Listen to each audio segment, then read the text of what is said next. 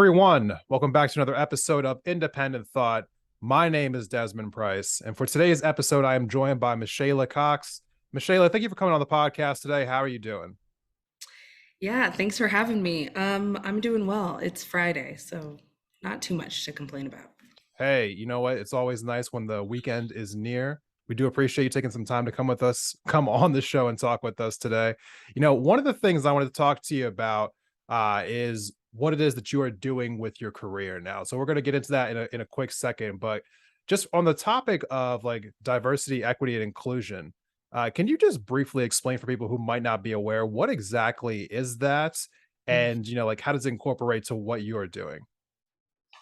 Yeah, so I've been doing diversity, equity, inclusion, more specifically anti-racism work for quite a while. And I would say that deeply steers my DEI, diversity, equity, and inclusion work. But historically, diversity, equity, and inclusion kind of was born out of organizations or institutions wanting to avoid getting sued for discrimination, right? So they were like, oh, now we have to like treat everyone equally. We have to equal opportunity to employment. We just want to make sure we're not getting sued for this. So I think there's been a progression and a growth within the DEI community to, of course, like specifically focus on most vulnerable communities and race and kind of be more active. Whereas historically, like it was birthed from people wanting to avoid liability for doing something wrong. I think it's morphed into something more than that. The work that I do is definitely trying to leave all of that in the dust and do more of a focus around anti-racism, centering people of color, other historically marginalized groups of folks within the workplace to create better situations, create more opportunities. And once they're in that workplace that they want to go into, creating a space where they feel included, valued, recognized for who they are and what they contribute. And that diversity really fuels creativity. It fuels you being able to provide better services or a better product. And so trying to create a system internally so that way people who are historically have to show up to work and be a different person, code switch or do whatever else, can exist in a space where they are fully and wholly themselves, in a way that sometimes the workplace, like, and quote unquote professionalism asks us to not do at all. Yeah. Okay. So the company that you started is called Co-Equity. So Mhm. what exactly, like does the company do, and why was this like person something that you felt the need to start? Yeah, well, I think another reason I've always been interested in how we can interrupt systems and like bring more humanness into the workplace and into how we live life, right? Like you can name some other countries where it's like living first and then work. Um, and so I've always kind of put my life and what enriches me and makes me feel happy and feel good first. Might be a symptom of some of my ADHD, chasing dopamine, but also because I'm like, I have one life to live. So if I can take the time off and go do this thing with my friend when I could afford it or what have you, I'm going to do that thing. And so I think that's always fueled me to want to do this. It's slow working to get change internally within a workplace that uplifts the values I have for myself, and that I in the ways that I want to live my life. Right, I have always been someone who mostly follows the rules, but definitely questions authority in a way. So it kind of removed the barriers for me to say, yeah, I'm gonna, next week take a week off and go see my best friend, even though I just took a week before. So kind of the flexibility of entrepreneurship was something that was intriguing to me. Also being able to kind of build something fully encompassing the values that I hold, and just to be able to be a little flexible in how I meet the needs of my clients. Co-equity, I don't know when or how the name came to me. I just was like, I need to register a name so I can go like do the like logistical things, like get the Yeah. QuickBooks, get the business account, all this stuff. And I was wondering, I didn't want it to like be my name. Like I would love for co-equity to live to be something outside of myself in the future. But for now, that's kind of where it's living. And so I kind of wanted to incorporate that. I'm engaged, so I was like, I might not even have my last name. So is it weird to have that? All these things, and I wanted it to be a little clear-ish what work I was doing. So I thought the CO from the front of my name, and it also aligned with a lot of words I was thinking in relationship to how I wanted to show up. I have on my website like co-conspirator, collaborator, I'm thinking community. And so those words all starting with the CO really for me are encompassed in that co and equity. Um, and equity being, one of the core values: diversity, equity, and inclusion, justice, anti-racism, the vision that we want for the world, right? What we want to achieve. And then consulting. And I had to, I think when I Googled, there was like an equity firm, like they do equity in terms of like money or finances. And there's a co-equity firm for that. So I had to, adding the consulting, especially, I had to do for trademark purposes. All right. Well, there's always a reason for all these things. Yeah. You know, DEI training seems to be getting a bad rap amongst certain people, especially in the media sphere. I've heard about this. I'm going to get into this a little bit deeper into the episode, but specifically, besides how the media portrays it, like, why do you believe that this training is important? Like within a workplace, like why do you think more people need to be aware of all of this? And is it vital? Do you believe? Yes. I It's vital for a few different reasons that are pretty close to my heart specifically.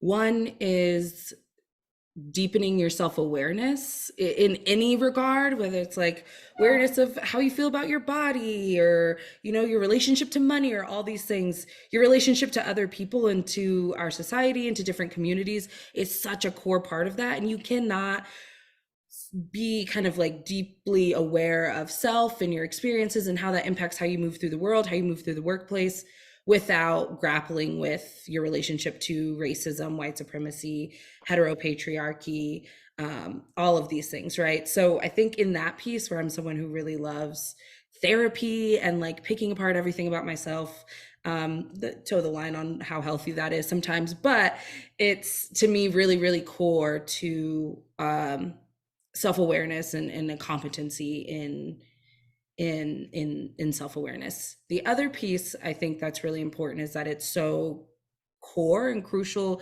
to our history as Americans, right? And throughout the world, but I'll focus my degree is in American history, or in African American history.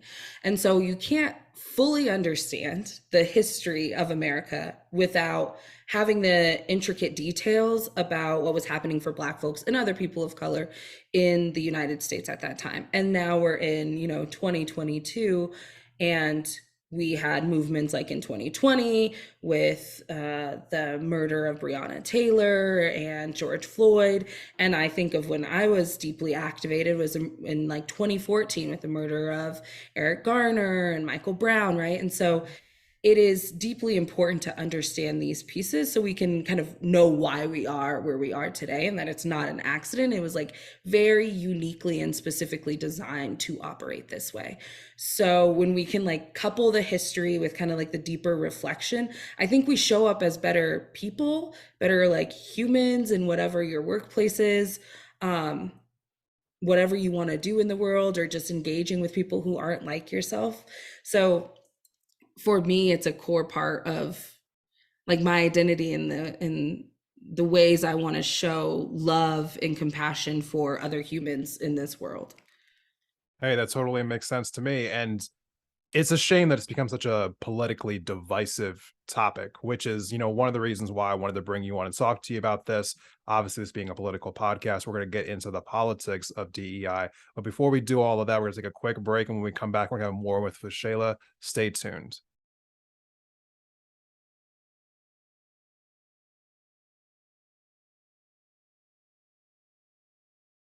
Welcome back from the break, everyone. Thank you for sticking with us through this episode of Independent Thought.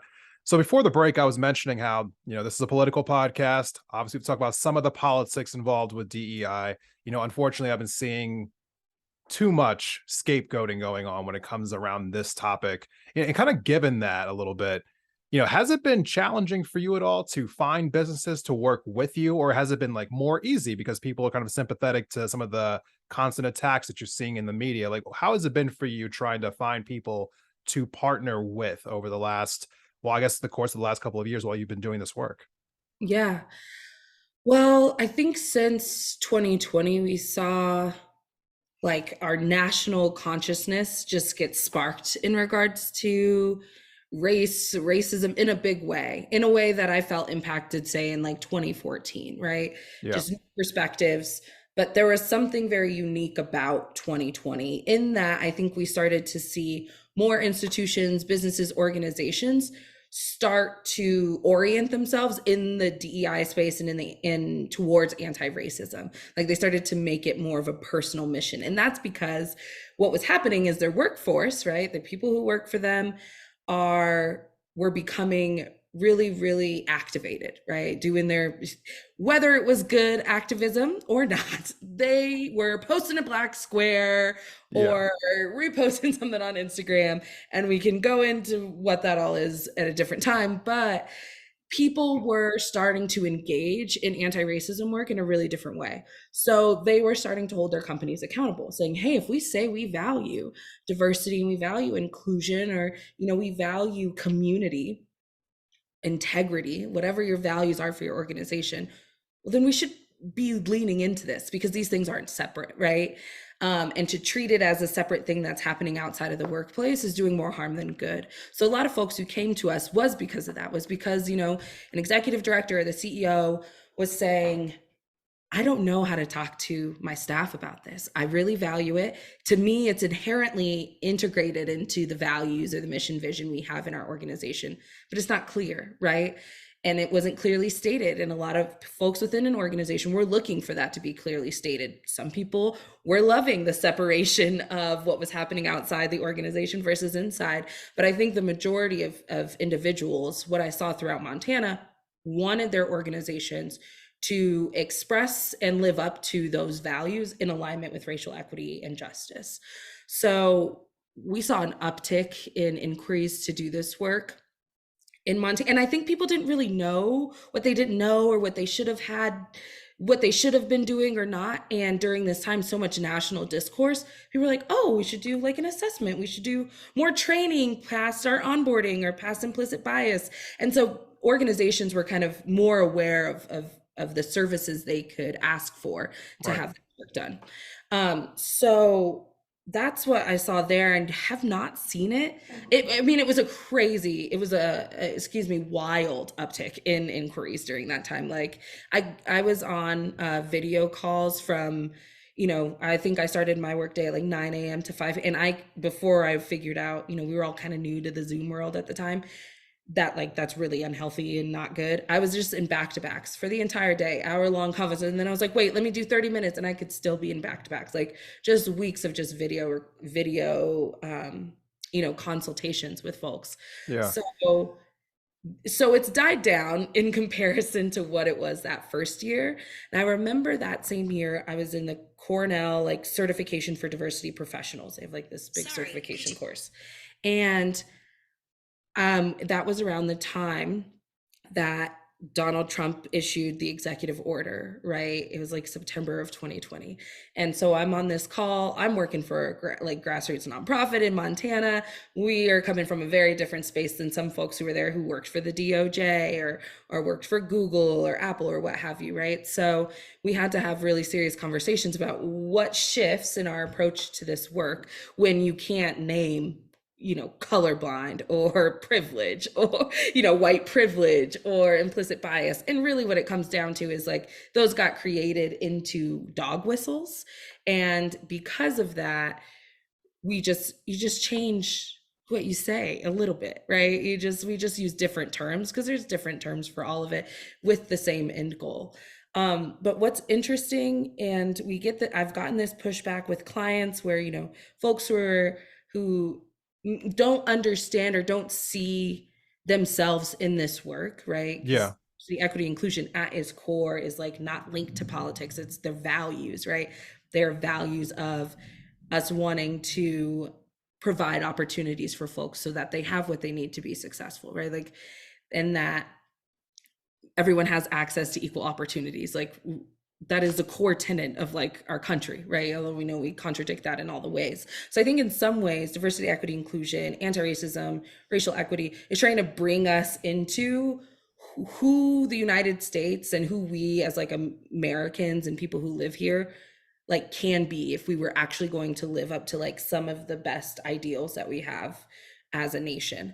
And so people tend to bring their politics into their view or into their values, right? Like if I value equity, depending on what my politics are, I can bring politics into that from any perspective, right? Yeah. um, and then of course that comes into their view and that impacts the workplace.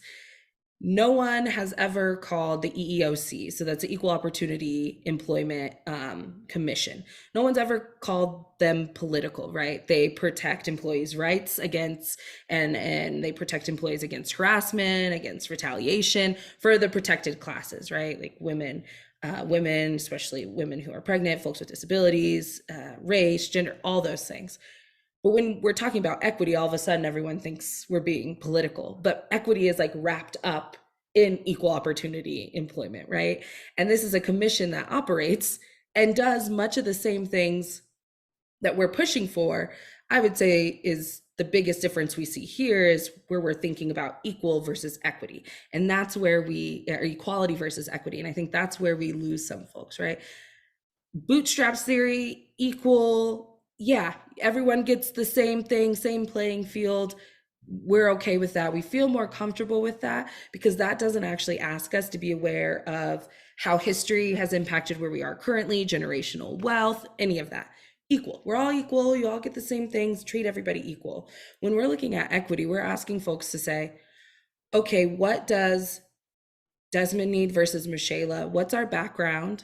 What do you need to be successful in the workplace? And it could be something as seemingly simple as you just have a more introverted working style.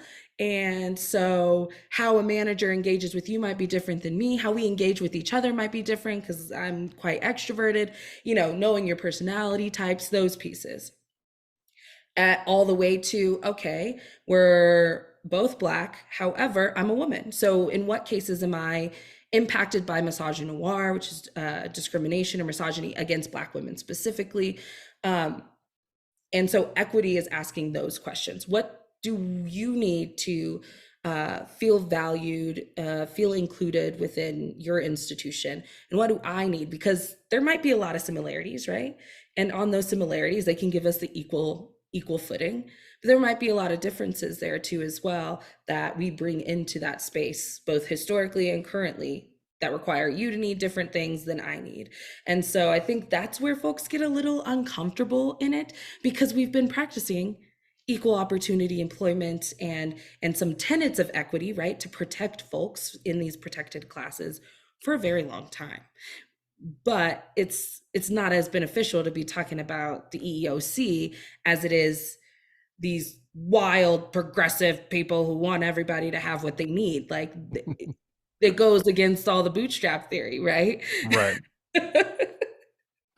No, it's an interesting place to be right now because I feel like it is being demonized, relentlessly. I see it time and time again. And I think one of the boogeyman scenarios that people play is they talk about like what happens in these trainings from like an outside perspective. And I see this talking point sometimes on the news and they're saying like, oh, they're teaching people to hate white people, they're teaching you to feel guilty about yourself, they're teaching you that like America is not a great country, blah blah blah. Like these are the caricatures that I think that are trying to like be incepted when we talk about this.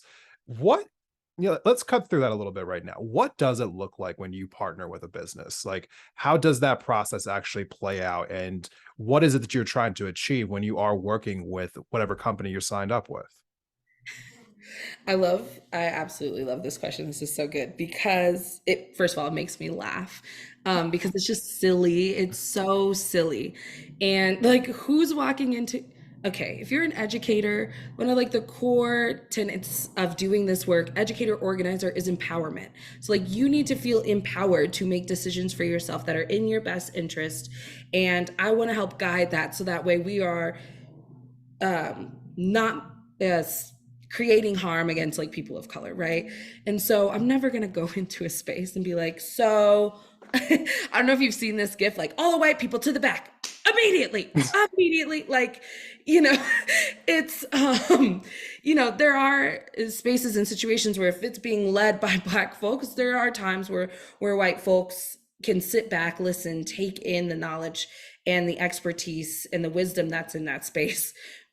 Montana organizations, that's not how I'm walking into that space, because I'm never walking into a space that has those kind of demographics. First of all, the kind of spaces I'm being invited into, or even in the first conversations, predominantly white organizations, whether they maybe have a couple people of color, they might have some LGBT plus folks, or folks with like other forms of diversity, and we want to tease out how can you better serve your employees internally so you can better produce a better product, so you can better serve your constituency. That's my end goal. And so how can each individual that's currently within your organization show up as their full selves? I do assessments to tease that out. So I'm never telling you about yourself. That's not, you know who you are and what you need better than I can know what you need. Empowerment again, right? So using quantitative and qualitative analysis to tease out what are employees wanting, what are they needing, what are their experiences. Never come in and assume that anybody has had any one experience. And so that's one piece. The other thing I do is center people of color, if they even if it's 5 of them, right, in that interview process, to say, I want to center whatever your experience has been within this organization and let your voice be heard, because you're in the minority within this organization. How you are experiencing this space may not have been shared previously.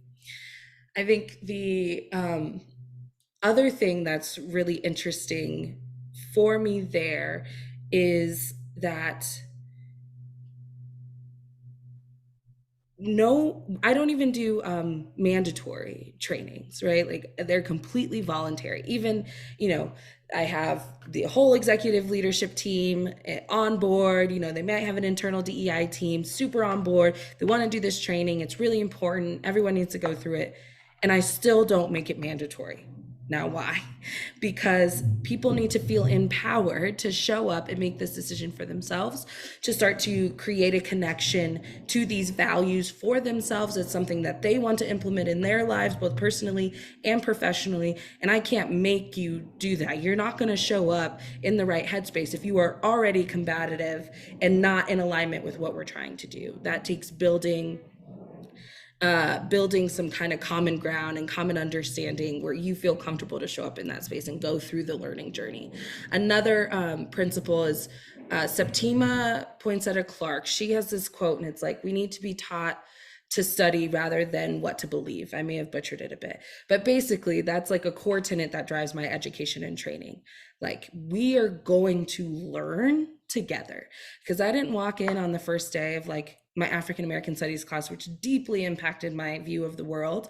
And my professor said, this is what you know, this is what you don't, you're right, you're wrong, here's the list of things, memorize it all. It was like we went on a journey. We like analyzed movements and individuals and books, and we learned together and came to our own conclusions. We even had debates on, you know, sometimes I'd be on the side where I'm like, I know I'm debating the wrong thing that I'm not in alignment with, but it challenged me to see things from another perspective and to learn what my connection is to this work outside of someone telling me what it is. Like, that's a cult. Like, no one needs to, I'm not going to get in the front of the room. Everyone, right hand on your heart. I am an anti-racist. I hate being white. Like, that's not what's happening in these spaces, right? I grew up Yeah. Christian. I had enough of that. Yeah, that's fair. I mean, it is. it is what is being painted though, unfortunately. When I see, especially like on Fox News, they try to make it out to seem as though like that these trainings are, just trying to indoctrinate people into hating themselves for being white. I think on MSNBC and CNN, they're using it as like, oh, this is why Democrats are failing right now. We're focusing too much on race, like we're focusing too much on this. And I think personally that that's just because like they're just failing in general and they want a scapegoat, Yeah. for something. But here's my final question to you: for people who are constantly attacking this, what is your thoughts along like why do you think that they're doing that? Like what do you think their motivation is? Like these people in the media who keep relentlessly attacking this work. Well, there's a couple things, right? When we think about being indoctrinated, it's interesting how they say that we're trying to do the opposite, that we're trying to indoctrinate folks when largely anti-racism, diversity, equity, inclusion work is trying to undo an indoctrination that has happened to most United States residents, right? We Yeah. went through the US public school system. They're like very, very intentional to have civil rights photos in black and white, right? To make it feel like it was a super long time ago. We never talked in depth about the system and of slavery or colonialism, how it impacts us today. It just was like this piece of history that kind of existed over there, right? And all these like white dudes were like really, really awesome and created the best nation on the earth and equal opportunity for everybody. And like we never talk about the dirt underneath the rug, right? Right. And so what this work is like we're lifting that and saying like actually you shoved it all underneath here and we have to like get it out of here, acknowledge that it's here and clean it up ASAP. And what that does is it challenges power structures and dynamics in the United States in a like deeply impactful way, right? Because if we're looking at race as a social as a racial hierarchy, right? That's how it was formed for this purpose, right? And to center whiteness above all other races, right? As the norm, as the dominant race, then to say, okay, that was intentional. Look at all this harm that was caused because this was the belief, and we were also taught to believe this as people of color, as white folks, and not see people as human, that we have this deep